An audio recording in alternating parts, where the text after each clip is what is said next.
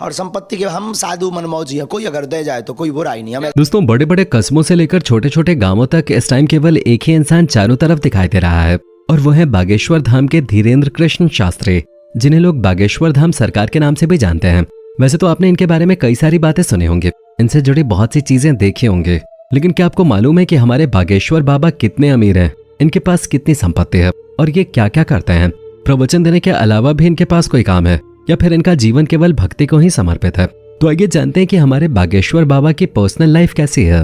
दोस्तों, मध्य प्रदेश के छतरपुर जिले में एक बहुत ही नामचीन धाम है जिसका नाम है बागेश्वर धाम, जिसके बारे में आप सब भली भांति जानते होंगे। और इस धाम के प्रमुख कथावाचक हैं धीरेन्द्र शास्त्री। इन्हें मानने वाले लोग पूरे देश से बागेश्वर धाम आते हैं और इनकी कथाओं को सुनने के साथ साथ इनके चमत्कार भी देखते हैं।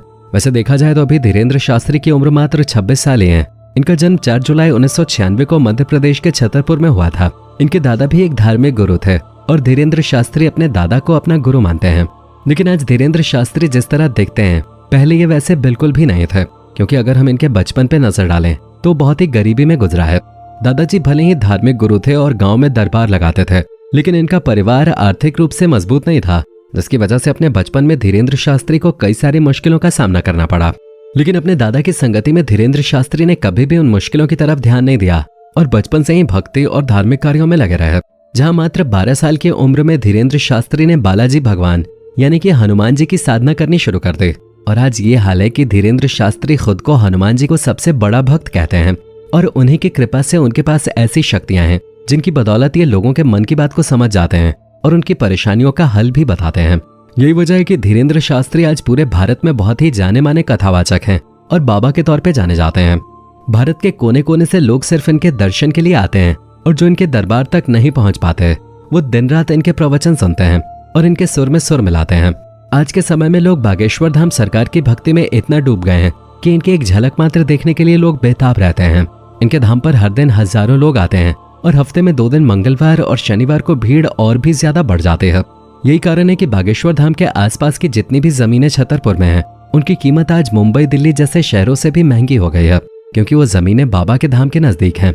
और यही वजह है कि धीरेन्द्र शास्त्री जी के ऊपर बहुत सारी सरकारी जमीनों पर कब्जे के आरोप भी लग रहे हैं और इस तरह के कई सारे विवाद आजकल सामने आ रहे हैं। यहाँ तक कि धाम में आने वाले लोगों की संख्या इतनी ज्यादा हो गई है कि 1 से 1.5 लाख रुपए दुकानों का किराया पहुंच गया है। इन सब चीजों से बाबा बागेश्वर धाम सरकार को काफी ज्यादा फायदा होता है। तभी तो सूत्रों के मुताबिक बागेश्वर धाम सरकार यानी कि धीरेन्द्र शास्त्री की कुल संपत्ति 20 करोड़ से भी ज्यादा है। हो सकता है कि इनकी संपत्ति और भी ज्यादा हो और उसकी सबसे बड़ी वजह इनके भक्तों की बढ़ती संख्या है। धीरेन्द्र शास्त्री का असली काम कथावाचन करना है, जहाँ ये रामायण और महाभारत के किस्से सुनाकर अपने भक्तों को ईश्वर की भक्ति के लिए प्रोत्साहित करते हैं। और अपने इसी कथावाचन के लिए धीरेन्द्र शास्त्री देश के अलग अलग कोनों में, यहाँ तक कि विदेशों में जाकर कथा सुना चुके हैं और अपने शब्दों का जादू बिखेर चुके हैं। कहा जाता है कि जो कोई भी एक बार धीरेन्द्र शास्त्री की कथा सुन लेता है वो बार बार इनके धाम पहुंच जाता है, क्योंकि इनकी बातों में झलकती भक्ति और ईश्वर के लिए प्यार लोगों को अपनी तरफ आकर्षित कर लेता है। पर अब जाहिर सी बात है कि जब इतनी ऊंचाइयों को कोई छूता है तो उसे नीचा दिखाने वाले लोग भी सामने खड़े हो जाते हैं। और धीरेन्द्र शास्त्री तो इस वक्त फिल्मी हीरो से भी ज्यादा ट्रेंड कर रहे हैं। आए दिन कोई ना कोई वीडियो यूट्यूब के ट्रेंडिंग पेज पे आ जाते हैं, तो कभी इनके वायरल वीडियोस देखकर लोग हैरत में पड़ जाते हैं। इसी वजह से धीरेन्द्र शास्त्री को सिक्योरिटी की भी खास जरूरत है, जो हर वक्त इनके आसपास मौजूद रहती है। वैसे तो कोई धीरेन्द्र शास्त्री के ऊपर वार नहीं करेगा, लेकिन अगर भूले भटके किसी की बुद्धि भ्रष्ट हो गई और उसने बाबा बागेश्वर धाम के ऊपर वार कर दिया तो सिक्योरिटी इनकी हिफाजत के लिए हमेशा खड़ी रहती है। वैसे दोस्तों, बाबा बागेश्वर धाम का कार कलेक्शन भी बहुत शानदार है।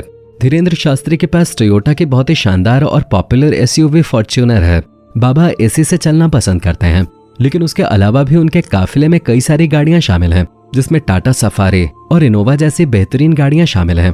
इतना ही नहीं, आज धीरेन्द्र शास्त्री इतना बड़ा नाम बन गए हैं कि उनकी सिक्योरिटी के लिए पुलिस की गाड़ियां भी हर समय तैनात रहती हैं।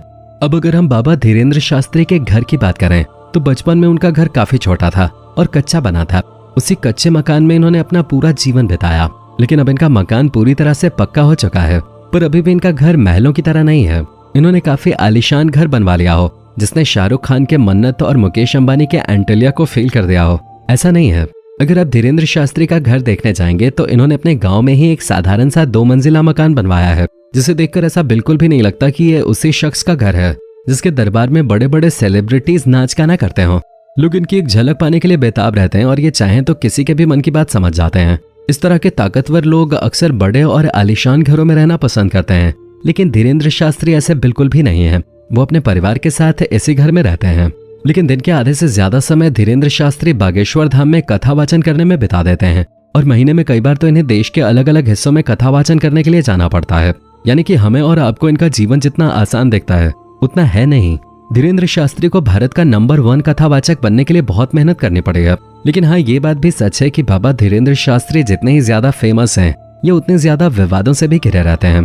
वैसे तो गैर हिंदू अक्सर इनके खिलाफ लोगों को गुमराह करने के मुकदमे दर्ज करवाते रहते हैं और बागेश्वर धाम के आसपास की जमीन को कब्जा करने के भी आरोप धीरेंद्र शास्त्री पे काफी लंबे समय से लग रहे हैं, जिसके तहत ये कहा जा रहा है कि बाबा बागेश्वर धाम सरकार ने अपने धाम के पास की सारी जमीनों पे कब्जा कर रखा है।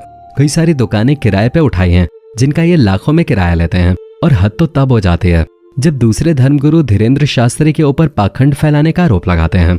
लोगों का कहना है कि धीरेंद्र शास्त्री को किसी का भी मन पढ़ना नहीं आता है। वो लोगों के बीच से अपने ही बैठे हुए लोगों को स्टेज पे बुलाते हैं ताकि धीरेंद्र शास्त्री कागज पे जो कुछ भी ख्वाहिशें लिख रहे हों, लोग उसमें हाँ में हाँ मिलाते जाएं, जिससे भक्तों को लगे कि अरे धीरेंद्र शास्त्री तो वाकई में लोगों का मन पढ़ लेते हैं। अब इस तरह के आरोपों के बारे में हम क्या ही बोलें, क्योंकि धीरेंद्र शास्त्री कई बार मीडिया का पर्दाफाश कर चुके हैं, वो भी कई लोगों के सामने, क्योंकि वो भी सेम इसी तरह के विचार रखते थे कि धीरेंद्र शास्त्री लोगों को बेवकूफ बना रहे हैं। धीरेंद्र शास्त्री जितना विवादों में घिरे रहे उतने ही पॉपुलर होते चले गए।